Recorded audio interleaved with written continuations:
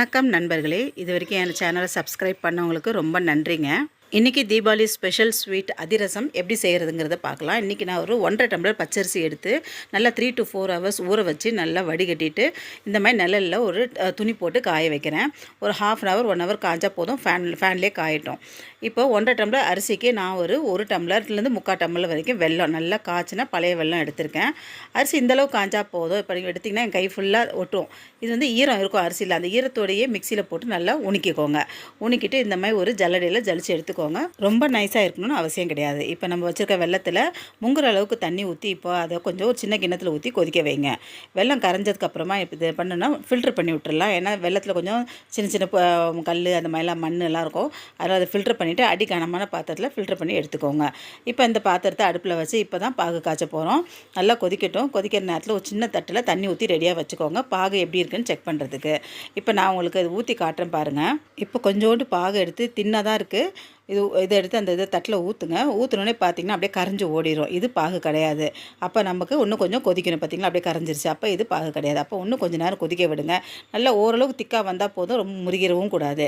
இப்போ அந்த மாதிரி உங்களுக்கு ஸ்டேஜ் வரும்போது டக்குன்னு அடுப்பை ஆஃப் பண்ணிவிட்டு இதை கொஞ்சோண்டு எடுத்து ஒரு தட்டில் ஊற்றுங்க. ஊற்றுனீங்கன்னா இப்படி எடுத்து தடவி பார்க்கும்போது அப்படியே ஜெல்லி மாதிரி இருக்கும். இதுதான் நமக்கு பதம். அதிரசம் செய்கிறதுக்கு கரெக்டான பதம் இதுதான். பார்த்திங்களா, கையில் அப்படியே ஜெல்லி மாதிரி வருது பாருங்கள் இந்த வெல்லம். இப்போ அந்த வெள்ளை பாகு எடுத்து உடனே கீழே வச்சுருங்க. அடுப்பில் இருந்தால் கூட அந்த சூட்டுக்கே இன்னும் கொஞ்சம் முருக சான்ஸ் இருக்குது. எடுத்து வச்சுட்டு நம்ம மாவு ரெடியாக வச்சுருக்கோம்.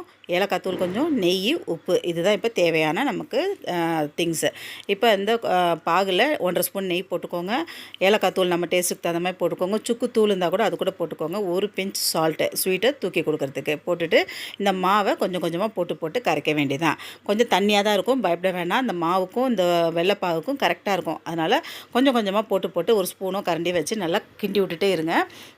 அந்த மாவு போட அது உறிஞ்சு எடுத்துக்கிட்டே இருக்கும் அந்த வெள்ளைப்பாகு. இப்போ பாருங்கள், இந்த தட்டில் இருக்க மாவு ஃபுல்லாக காலி ஆயிடுச்சு. எல்லா மாவையும் நான் போட்டுட்டேன். ஆனால் இலக்கமாக தான் இருக்கும், பயப்பட வேணாம். இது நம்ம அப்படியே ஒரு ஊற வச்சிட போகிறோம். இன்றைக்கி செஞ்சிட்டோம்னா நாளைக்கு செஞ்சிங்கன்னா தான் நல்லாயிருக்கும். பார்த்திங்களா, இந்தளவு இலக்கமாக இருக்குது. இது இருக்கு இல்லையா, இது ஒரு டப்பாவில் எடுத்து போட்டு மூடி ரெஸ்ட்டு கொடுத்துருங்க. அதுக்கு கொடுத்துட்டு மறுநாள் எடுத்து பாருங்கள், நல்லா இறுக்கமாக இருக்கும். இப்போ அதை எடுத்து கொஞ்சம் கொஞ்சமாக உருண்டையாக உருட்டிட்டு நம்ம வாழை இலை இல்லைன்னா பால் கவர் எதாவது இருந்தால் அதில் கொஞ்சம் நல்லெண்ணெய் தடவிட்டு, எனக்கு ரெண்டுமே கிடைக்கல அதனால் இன்றைக்கி ஒரு சின்ன ஒரு இலை எடுத்திருக்கேன். எடுத்து நல்லெண்ணெய் ஊற்றி அதில் நம்ம இந்த உருண்டை எடுத்து தட்டி நடுவில் ஒரு சின்ன ஹோல் போட்டு அடுப்பு நல்லா சிம்மில் வச்சுட்டு போடணும். அதிரசம் மட்டும் ஹையில் வச்சிடாதீங்க. சிம்மில் வச்சு அடியிலேயே கொஞ்ச நேரம் வேகும். அது அப்புறம் தான் மெதுவாக எலும்பி வரும். ஏன்னா உள்ளே இருக்க மாவு நல்லா வேகணும். மேலே நீங்கள் ஹை வச்சுட்டிங்கன்னா மேலே கடற்கரன்னு செவந்துடும். உள்ள மாவு அப்படியே பச்சை மாவாகவே இருக்கும். அதனால் இந்த மாதிரி பொறுமையாக போட்டு ஒன்று ரெண்டு ரெண்டாக போட்டு இப்படி எடுங்க. பார்த்திங்களா, கொஞ்ச நேரம் கழிச்சு இது மேலே வந்ததுக்கப்புறமா திருப்பி போடுங்க. திருப்பி போட்டு நல்லா செவந்ததுக்கப்புறமா மாவு நல்லா வெந்ததுக்கப்புறமா பொறுமையாக அது எடுத்துருங்க. அது வரைக்கும் அடுப்பு சிம்லே இருக்கட்டும். இப்போ சுவையான அதிரசம் தயார். இந்த தீபாவளிக்கு இந்த டிஷ்ஷை பண்ணி பாருங்கள். குழந்தைங்களாம் விரும்பி சாப்பிடுவாங்க. சாமிக்கு படைக்கும் போது நமக்கும் மனசுக்கு ரொம்ப சந்தோஷமாக இருக்கும். இந்த வீடியோ உங்களுக்கு பிடிச்சிருந்தா லைக் பண்ணுங்கள், ஷேர் பண்ணுங்கள், சப்ஸ்கிரைப் பண்ணுங்கள். And stay connected. And thanks for வாட்சிங்.